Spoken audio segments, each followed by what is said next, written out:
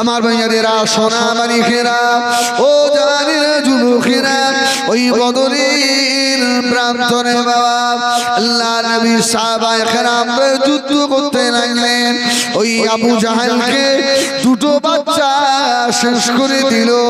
শেষ করে দেওয়ার পরে এই সরু সরু পাওয়ালা সাহাবী হযরত আব্দুল্লাহ ইবনে মাসউদ আবু জাহেলের গলা কেটে ছিল। জোরে বলুন সুবহানাল্লাহ। ওই যে চড় মেরেছে আজকে আবু জাহেল পড়ে চিল্লাচ্ছে বাঁচাও, আর আবু জাহেলের ছেলে ইকরামা দূরে দাঁড়িয়ে আব্দুল্লাহ ইবনে মাসউদ এসে যেমন মোটরসাইকেলে বসে ওর বুকের উপরে বসে কান চেপে চেপে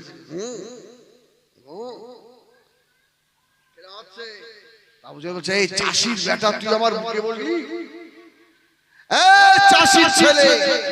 আব্দুল্লাহ ইবনে মাসউদ রাদিয়াল্লাহু তাআলা রাসূলুল্লাহর দিকে তাকাচ্ছে। রাসূল বলল আব্দুল্লাহ ইবনে মাসউদ কি হবে? বলি ইয়া রাসূলুল্লাহ সেই কাবার পাশে কোরআন তেলাওয়াত করেছিল আর এই শয়তান আমার মেরে আমার কানের পর্দা ফাটিয়ে দিয়েছে।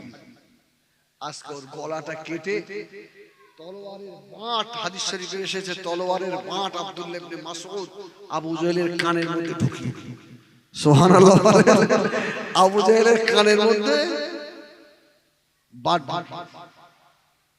বাঁট ঢুকিয়ে দিয়ে আরেক দিক দিয়ে বার করে বদরের প্রান্তরের বড় বড় ঘাস ছিল ওই ঘাসগুলো পিছিয়ে আমরা সে বড় বড় মাছগুলো যেভাবে নিয়ে আসি না ওইভাবে আবু জাহেলের মাথা, আর আবু জাহেলের মাথা ছিল হাদিস শরীফে এসেছে বড় মাথা, আর এত পা সরু সাহাবী টেনে আনতে পারছে।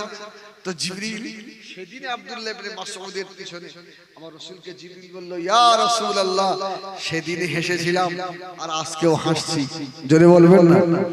হ্যাঁ, আমার রাসূল বলল আমার সাহাবী আমার আব্দুল্লাহ ইবনে মাসউদ আবু জাহেলের মাথাটা টেনে টেনে আর আনতে পারছেন। বলি ইয়া রাসূলুল্লাহ শয়তানের মাথা দিয়ে এত বড়। আমার ভাইয়ারা সোনা মানিকেরা ও যারা যুবকেরা বেশি বেশি কোরআন তেলাওয়াত করা শেখে। আল্লাহর হুকুমে কেরামে হাফেজ আলেমের অভাব নাই।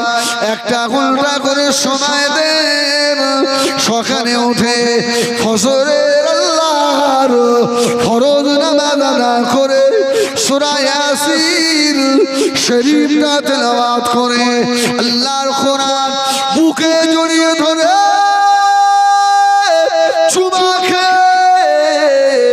তাকে রেখে দিয়ে আল্লাহর হুকুমে বার হয়ে যান।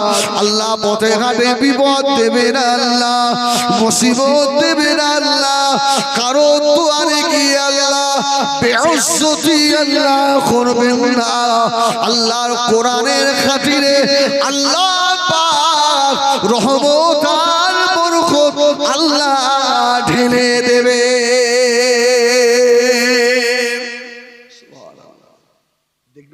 একটা দিন করেন, একটা দিন বেশি না। ফজরের যারা নামাজ পড়েন না আমি আপনাদের বলছি একদিন নামাজ পড়েন, আর পড়বেন কিনা আপনার ব্যাপার। ফজরের নামাজ পড়ে এসে ওই দিন একটু নিজেকে ভাবাবেন আজকে আমার মনটা ভালো আছে না খারাপ আছে। কিন্তু দুঃখের বিষয় রোজা রাখবে নামাজ পড়বে আছে না ইনশাআল্লাহ রোজা রাখে নামাজ পড়ে না। যারা পুলিশ আর্মি মিলিটারি মাস্টার এদের ট্রেনিং হয় না হয়তো ভাই, আরে এটা ইমানদারদের জন্য ট্রেনিং এর মাস। যদি ট্রেনিং এ আপনি ফাঁকি দেন কি এই 11 মাসের পরে একটা মাস আল্লাহ দিয়েছে 12 মাস, এই রমজান শরীফের মাসটা ট্রেনিং এর মাস। বান্দা নামাজ পড়বে, বান্দা জবান হেফাজত করবে, বান্দা নজর হেফাজত করবে, বান্দা তার হাতের হেফাজত করবে, বান্দা হালাল খাবে, বান্দা হারামের দিকে তাকাবে না। আমার বান্দা এই 1 মাস ট্রেনিং এ, আবার আমার বান্দা চলবে 11 মাস। 11 মাসের পরে আমি আল্লাহ আবার রমজান পাঠাবো। জোরে বলুন সুবহানাল্লাহ। আবার আমি আল্লাহ একটু ইমানের ব্যাটারিতে চার্জ করিয়ে দেব। এই চার্জ আবার 11 মাস চলবে, আমি আল্লাহ আবার রমজান দেবো। এই করে করে আমার বান্দাকে আমি আল্লাহ ঈমানদার করে পাকিয়ে নিয়ে ঈমানি হালতে আমার বান্দাকে আমি আল্লাহ কবরের মুখ দেখাবো। জোরে বলুন সুবহানাল্লাহ। কি জন্য আপনারা আসেন শুকিয়ে সব পানি পানি খেয়ে ফেলেন? যদি ভোর 3টের সময় গরু জবাই শুরু হয়, এখানে হয়তো গরু জবাই। এবার যারা ভাই কষাই ভাই, তোদের দেখলে আমার খুব ভয় লাগে, রাগি। তবে তোদের একটা কথা বলে যাই, আমার খুব ভয় লাগে এই যারা কষাই হয় না, এদের খুব খুব না কষ্টের সঙ্গে হয়। কিন্তু ভাই আমাদের গ্রামে বসে এরকম কথা বলে যাচ্ছে, যেন মারধর দিন। আমি তো ওদের সাবধান করে দিচ্ছি, গরুটা আস্তে আস্তে ফেলবি, একটু মুখে পানি দিবি, বলবি যেন ওই স্বামী স্ত্রী সহবাস করে দম করে ফেলো না, তোমার মৃত্যুর সময় এরকম হবে। তো তোমরা দেখবে, খেয়াল করে, খুব খেয়াল করবে। আরে আমাদের খুজদিলপুর ঘুমায় তো আপনাদের মতো কেস, আমরা জানি তো।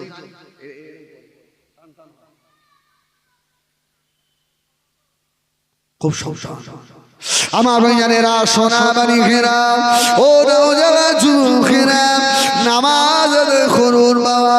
রোজা রেখেছে নামাজ পড়ে না, রোজা রেখেছে জবানের হেফাজত করে না, রোজা রেখেছে নজরের হেফাজত হয় না, রোজা রেখেছে ইফতার করে মাগরিবের নামাজও পড়ে না, আল্লাহ পাকের ফজরের ফরজ নামাজও আদায় করে না।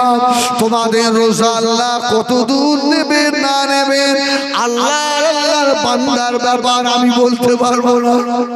কি আল্লাহর বান্দা যাবে। আবার অনেকে আছে বেনামাজি হলেও মন ভালো, আর অনেকে আছে নামাজি মসজিদে নামাজ পড়তে গিয়ে এই জিল মানে শাবান রমজান এই দুটো মাস মসজিদের ইমাম সাহেব যত বড় বড় মানে আপনার জ্ঞানীগুলো সব গিয়ে তো হাজির হয়। কি দেখ কত খুদ বার করবো ওরা। আরে ভাই 20 বছরে এখনই আমতি করি, তুই জুম্মা পড়াই 5 ওয়াক্ত নয়, আমি শালা ছাগল চড়াবো সেও ভালো বুদ্ধি আর যাচ্ছে। কার গালাগালি শুনি তুই?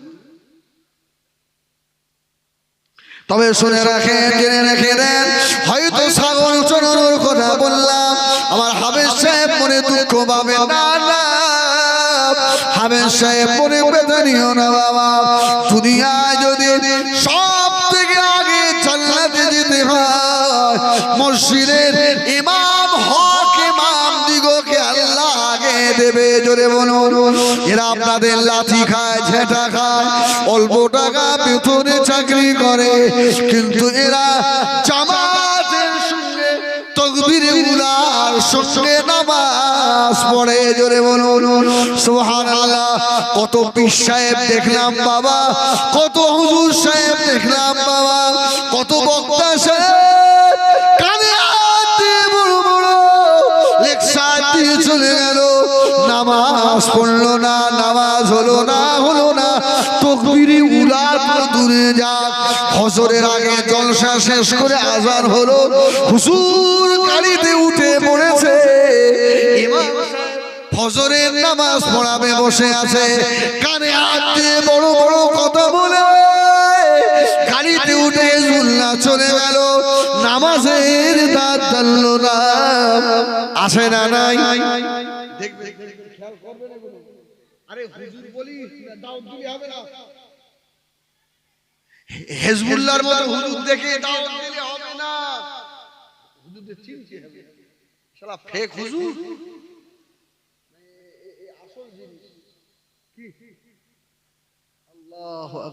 এই জন্য মসজিদের ইমামদের অনেক দাম, সোনা মানিকেরা। এই জন্য বলবো ইমামদের ইজ্জত করবেন, সম্মান করবেন। আমাদের কাছে দোয়া চাওয়ার আগে কাছে দোয়া চাইবেন, কেননা দোয়া আল্লাহ দরবারে আমার মনে হয় আমার থেকে আগে কবুল হবে। আপনারা অল্প বেতন দেন, বড় বড় কথা বলেন, বার হয়ে চলে যান। হাফেজ সাহেব কামরায় বসে বসে কথা বলতে পারেন না, কলিজা ফেটে যায়, ফুপিয়ে ফুপিয়ে কাঁদে। আল্লাহ কোরআন শিখেছি বলে, গরিব বলে এদের মসজিদে নামাজ পড়াতে এসেছি। আল্লাহ এত বড় বড় কথা শোনায়। আল্লাহ আয় আল্লাহ দুনিয়ায় সবর দাও, ধৈর্য দাও। আল্লাহ আল্লাহ যদি ইমামের জবান দিয়ে একবার পার হয়ে যায়, আল্লাহ ধ্বংস করে দাও, আর সহ্য করতে পারিনি। এক মাসের নামাজি, এক মাসের রোজাদার, এক মাসের জিকিরওয়ালা, এক মাসের কোরআনওয়ালা, এক মাস মসজিদে গিয়ে ইমামের কলিজা কাবাব করে দিয়েছো। শুনে রেখে দাও, ওই ইমাম যদি একবার কলিজা দিয়ে বদদুয়া করে দেয়, তোর নসিব পুড়ে যাবে রে। দুনিয়ায়ও শান্তি পাবি না, আখিরাতেও তোর শান্তি জায়গা নাই। খেয়াল রাখবেন। অনেক ইমাম দুঃখ করে, অনেক ইমাম কাঁদে। হুজুর একটু আমাদের হয়ে বলবেন, হুজুর একটু বলবেন। হ্যাঁ এই আপনাদের অসুবিধা হচ্ছে, রাগ হচ্ছে ভাই? কি করব বলেন, রাগ হলেও কিছু করার নাই। আর 10-15 মিনিট একটু দরুদ শরীফ পড়ে। আল্লাহুম্মা সাল্লি আলা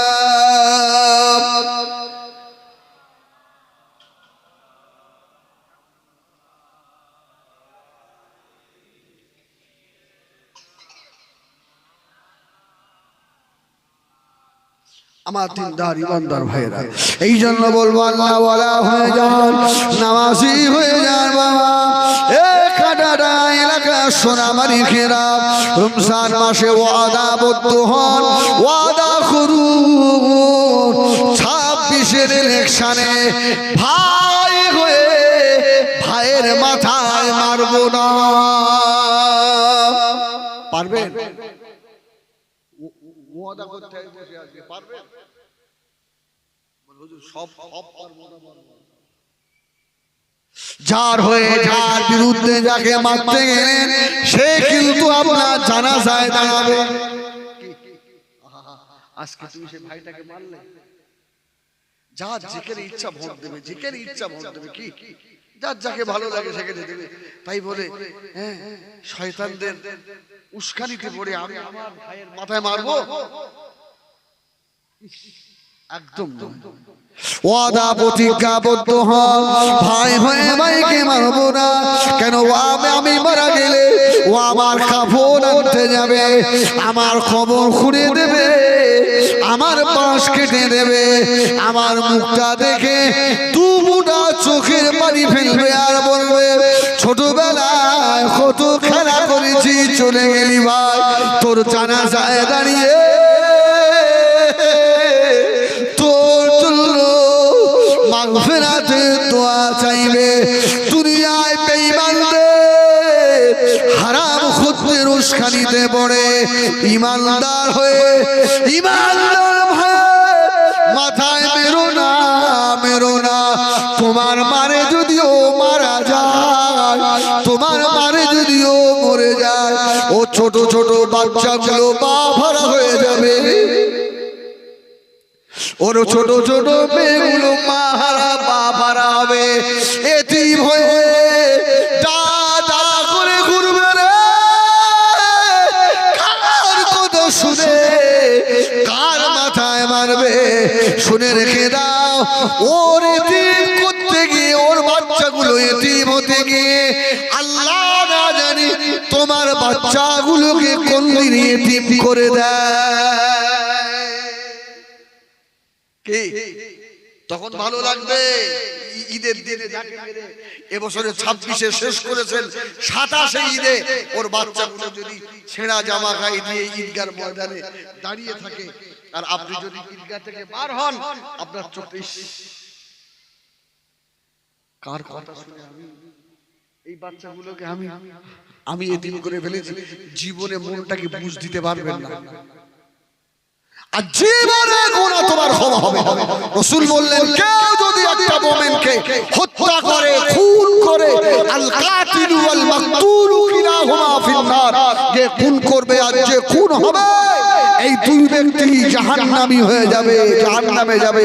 যে একটা মুমিনকে, একটা মানুষকে খুন করলো, এর নামায় আমালে আল্লাহ এই রকম গুনাহ দেবে, ওই মানুষটা যেন তাম বিশ্ববাসীকে খুন করেছে। শোধ হবে তোমার নামাজ দিয়ে, তোমার কোরআন তেলাওয়াত দিয়ে তুমি শোধ করতে পারবে?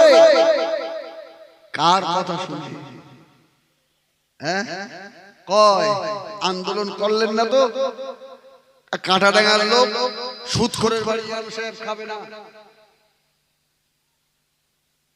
বেনামাজি মারা গেলে আমাদের ইমাম সাহেব যাবে না। আন্দোলন করেছেন কোনদিন? ওই এ করে, ওই করে, তুই এরকম বললি কেন? সব জব আর তুমি দোয়া একদম পরিষ্কার বলে দিলে যে আল্লাহ আমি জানি যা করেছে ওরা। আমি এই জন্য প্রায় জলসায় বাড়ি ভাই কে নামাজ পড়বে একটু হাত তোলো, যদি কেউ হাত তোলে আমি আল্লাহরে বলি, আল্লাহ আমি ওদের পায়ে ধরিস, কেউ নামাজ পড়িনি, তুমি যেন আমার ধরো না, ও যা এই যে 2 টাকা সাদ্দাম দেবে, আমি বাড়ি যাবো, এ টাকা নয়, জাহান্নামের আগুন হয়ে যাবে, এই টাকাও জাহান্নামের আগুন হবে। আমার ভাইয়ানেরা, সোনা মানিকেরা, আদর্শ মুস্তাফার মতো হওয়া লাগবে। আল্লাহ নবী জিহাদের ময়দানে সাহাবায়ে কেরামের জিহাদ করতে লেগেছে। বাবা নবী আমার হুজরা শরীফে তাবুর ভিতরে বসা একজন ছাগলের রাখাল আস্তে আস্তে চলে এলো। আল্লাহ নবীর হুজরা মোবারকে পর্দাটা সরিয়ে আল্লাহ নবীর নূরের মুখ দেখে আবার লুকিয়ে লুকিয়ে পড়ে। জোরে বলুন সুবহানাল্লাহ। এই হযরত মুহাম্মদ নাকি এই ঘরটার ভিতরে আছে, আমার রাসূলুল্লাহর নজর পড়ে গেছে। এই কি ব্যাপার, কে তুমি? বলছে আমি ছাগলের রাখাল। জোরে বলুন সুবহানাল্লাহ। তাতে কি হয়েছে? আচ্ছা, তোমার নাম হযরত মুহাম্মদ না? জোরে বলুন সুবহানাল্লাহ। আমার নবী বলছে, হ্যাঁ কেন, কি হলো বলো না। না না, তুমি নাকি নবী, তাই তোমার একটু দেখতে এসেছি। সুবহানাল্লাহ বলে। আমার রাসূল দেখবে তো দেখো। ও আমার রাসূলের মুখের দিকে খানিকক্ষণ তাকিয়ে বলছে, আলহামদুলিল্লাহ, এই রকম মানুষ তো দেখিনি। জোরে বলবেন না? বাস ইমানের নূর ঢুকে পড়ে। আচ্ছা মুহাম্মদ আমার রাসূল কি হয়েছে সাল্লাল্লাহু আলাইহি ওয়াসাল্লাম, আমি যদি আপনার হাত ধরি এখন?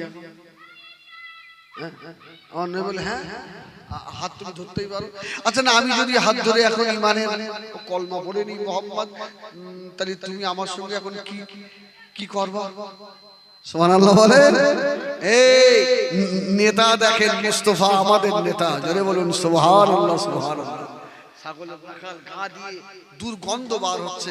আমার রাসূল বলল, তুমি যদি এখন আশহাদু আল্লা ইলাহা ইল্লাল্লাহ ওয়া আশহাদু আন্নাকা মুহাম্মাদার রাসূলুল্লাহ এই কলমা যদি পড়ে নাও, আমি আমিনার বেটা বলছি, তোমাকে বুকের সঙ্গে জড়িয়ে ধরব। জোরে বলবেন না সুবহানাল্লাহ।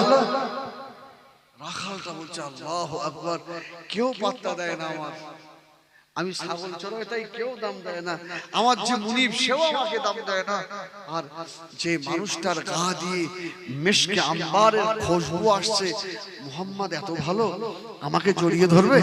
জোরে বলুন না সুবহানাল্লাহ। এই যার কথা শুনে মাথায় বাঁশ মেরেছো, যারা লোকের জন খেটে খাও। তোমাদের নেতারা আসলে একজনকে বলবো স্যার একটু হাতে হাত দেবে, শালা কার জন্য যাচ্ছে? মুখে মার লাথি, নিজের কাজ কর। ভাইরে মারলি তুই? ছি ছি ছি ছি। গ্রামে যদি কোনো নেতা মিটিং করতে আসে, এই গরিবদের সামনের কাতারে বসতে দেবে না? গরিবরে বলবে এসতে যায়, বলবে লাভ লাভ লাভ খালা খালা জামা কাপড় ভালো না। আর আমার নেতা হযরত মুহাম্মদুর রাসূলুল্লাহ রাখাল বলছে কেউ আমাকে পাত্তা দেয় না। আরে মুহাম্মদ কি ভালো, আমারে বুকের সঙ্গে জড়াবে। জোরে বলে সুবহানাল্লাহ।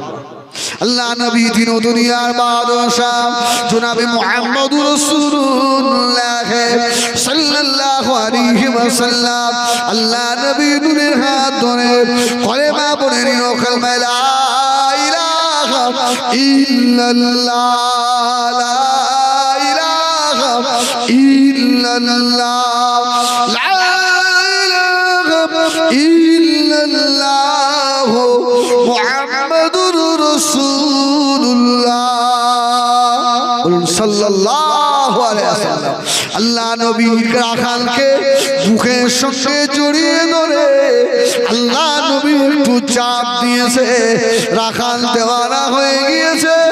ইয়া রাসূলুল্লাহ,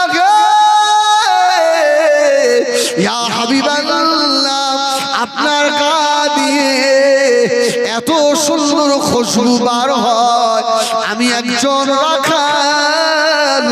ইয়া রাসূলুল্লাহ, ইয়া হাবিবাল্লাহ, আপনি রাখাল মনে করলেন না, আমাকে জড়িয়ে ধরলেন। আল্লাহ নবী জড়িয়ে ধরলেন। রাখাল আমার নবীর সম্মুখে দাঁড়িয়ে বলল, ইয়া রাসূলুল্লাহ, আমি এখন কলেমা পড়েছি, আমার কি কাজ আছে এখন বলুন। আমার নামাজ পড়তে হবে। রাসূল বলল, এখন তো নামাজের সময় হয়নি। ইয়া রাসূলুল্লাহ, আমার কি আর কোনো কাজ আছে? রাসূল বলল, তুমি যদি কোনো কাজ করতেই চাও, জিহাদ হচ্ছে, জিহাদে অংশ নিতে পারো। জোরে বলুন সুবহানাল্লাহ। আল্লাহর দ্বীনের জন্য জিহাদ হচ্ছে, জিহাদে অংশ নিতে পারো।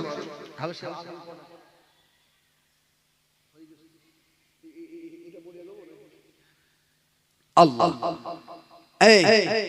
সাহাবে হুজুর খালো সাহাবী বলল, ইয়া রাসূলুল্লাহ, ইয়া হাবিবাল্লাহ, আমি জিহাদে চলে গেলাম। সাহাবী হুজুর জিহাদের ময়দানে গিয়ে শহীদ হয়ে গেলেন। আল্লাহ নবীর দরবারে সংবাদ চলে এলো, ইয়া রাসূলুল্লাহ, ইয়া হাবিবাল্লাহ, আল্লাহ আমাদেরকে জয়লাভ করিয়েছে। আমাদের অনেক ভাই শহীদ হয়ে গিয়েছে, কিন্তু আমাদের ভাইদের ভিতরে একজন কালো মানুষ, যার গা দিয়ে ছাগলের দুর্গন্ধ বার হয়। ইয়া রাসূলুল্লাহ, ইয়া হাবিবাল্লাহ, এইরকম একজন শহীদার ভাই শুয়ে রয়েছে। বললেন, ওই যার গা দিয়ে ছাগলের দুর্গন্ধ বার হচ্ছে, তোমরা কেউ চিনতে পারছো না, ওকে আগে নিয়ে এসো। রাসূল বললেন, এই এখনই ঈমান এনেছে, এর একবার সুবহানাল্লাহ আলহামদুলিল্লাহ কলমাও পড়তে হয়নি, আল্লাহ পাক ওকে জান্নাতের আলা দরজা দিয়েছে। জোরে বলুন সুবহানাল্লাহ। ও আমার সাহাবীরা, ওর এত নসিব, আমি মুস্তাফার সঙ্গে গলায় গলায় মিলে তারপরে জিহাদে গেছে। জোরে বলুন সুবহানাল্লাহ। আমার সোনা, আমি এখানে সাদ্দাম সব ওযু করবে না,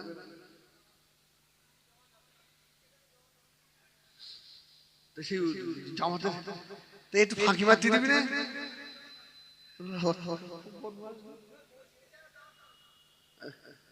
ও আল্লাহ, এখনো 10-15 মিনিট। দরুদ শরীফ আল্লাহুম্মা সাল্লি আলা। এই যাদের ওযু নেই আস্তে আস্তে ওযু করে আসে।